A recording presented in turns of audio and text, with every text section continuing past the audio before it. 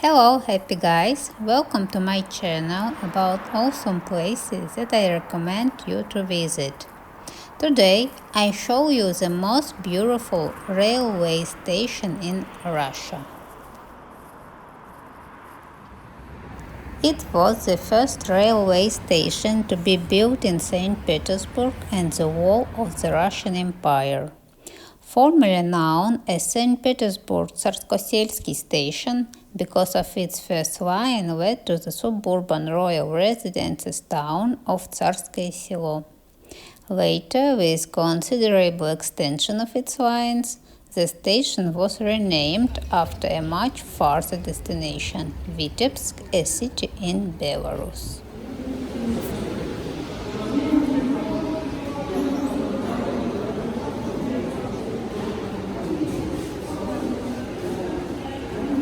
The station was inaugurated in the presence of Nicholas I of Russia on 30 October 1837, when the first Russian train, named Provorny, departed from its platform. A replica of this train may be seen in the hands of Franz Anton von Gerstner, the monument to the engineer who constructed the first railway in Russia. Nowadays we have the third building after two previous versions of the station. Construction started in 1901 and lasted for 3 years. The architect Stanislav Borzozovsky gave the new station an ornate frontage in assortment of historical styles, with decorative reliefs, floriated Jugendstil detailing, outside semicircular windows, and two regular features of 19th century train station, a pseudo-Renaissance dome and a square clock tower.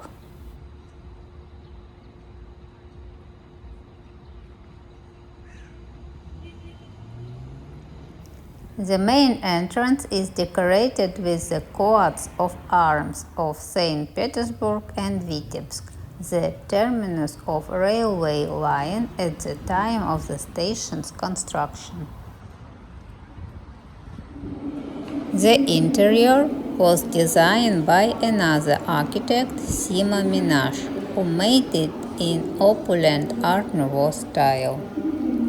It's a giant spacious hall with a staircase decorated by marble railings and bronze inserts. The natural lighting enters the hall through the stained glass window, which echoes the arc on the Yeliseyevsky Emporium. I talked about this chedevre of Baranovsky in my first video. Artificial light is created using black iron lights around the perimeter of the hall. Two panel paintings stretch along the cornice depicting the Peter and Paul fortress and the port of Odessa, the final destination of the projected railway. The entire wall space between the oak panels and the paintings is occupied by a carved frieze painted to imitate aged bronze. The bas-relief of Mercury, the patron god of travelers, seems to hold the paintings with its wings. In the old days, the passengers climbing the stairs went to two destinations. First and second classes followed to the right and third class to the left. Firstly, look how first and second classes waited for their trains. A spacious hall boasting a series of painted panels that chronicle the history of Russia's first railway. Work benches with unelegant decorations, magnificent lightings, all in lovely Art Nouveau style. The interior color scheme of this space has not changed since the early 1900s. The walls are light brown, the wooden features are painted gray to match the gray-green ornaments of seaweed and lilies, which cover the ceiling and the friezes.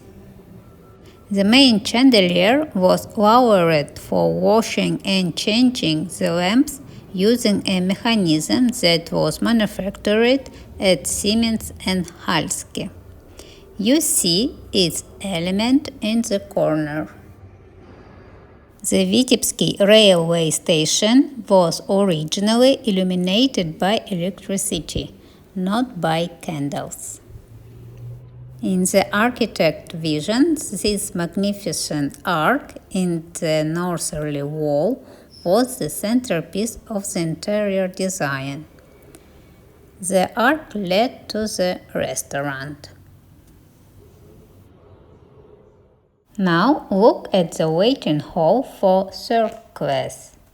It's plus simple but not less elegant. Look at this impressive arc-shaped wooden ceiling, how it smoothly passes to the white walls with minimal stucco element, delicate iron chandeliers, and grand windows.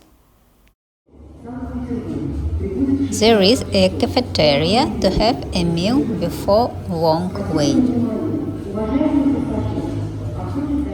Passengers exit from the waiting rooms to the train platform via this wide hall, which is the central concourse of the station.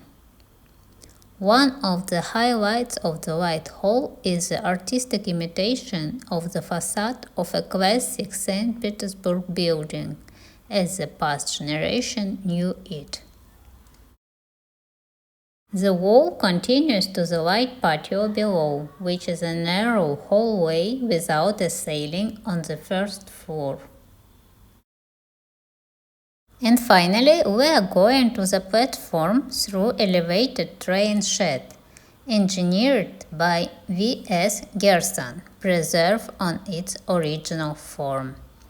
It impressed by its three colossal arch spans, iron fences decorated by metal flowers, so brutal and exquisite at the same time.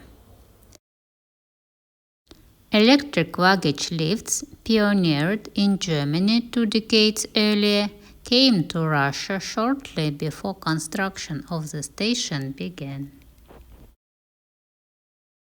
The landing stage doesn't cover all platforms, about a third of them are open air. This station is a popular place for filming movies. You can see it, for example, in The Adventures of Sherlock Holmes and Dr. Watson, where the station had a row 2 stations in London, Victoria and Paddington.